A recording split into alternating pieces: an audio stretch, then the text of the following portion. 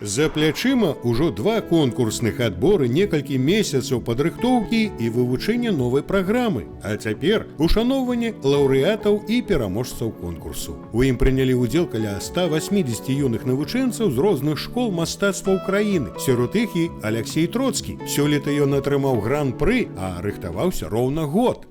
Я очень доволен, что я много старался, занимался.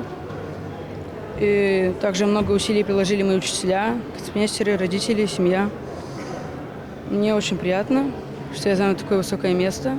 Усе ўдзельнікі былі падзелены на 3 узроставыя групы і рэгламентаваны па інструментах духавых і ударных. Кожнаму салісту неабходна было выканаць далёка не адну кампазіцыю. Аднак галоўная мэта не толькі падтрымаць навучэнцаў, але і прадставіць беларускае музычнае мастацтва. Мы видим общий уровень, который, кстати, растет в республике по уровню с 2000-х годов. Мы видим уже рост подготовки, программы, сложности в программе, исполнительского мастерства у наших детей.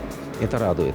То есть я думаю, что конкурс в этом отношении дает свои очень хорошие положительные результаты. Экспертами выступили белорусские классичные музыки, майстры сцены, выкладчики Академии мастацтва. Яны звярталі увагу на ўзровень выканальніцкага майстэрства, складанасць выбраных твораў, віртуознасць і выразнасць ігры. Але ж пераможцу абраць сярод некалькіх дзясяткаў удзельнікаў было даволі складана. Было по-разному, потому что были очевидные лидеры. Мы говорим по первому звуку, понятно, что это, наверное, будет победитель. Вот тут уже главное, чтобы нервы не подвели. На самом деле, то, что столько много участников в конкурсе, говорит о том, что занимаются дети и занимаются действительно на уровне том, который позволяет выйти, участвовать в конкурсе.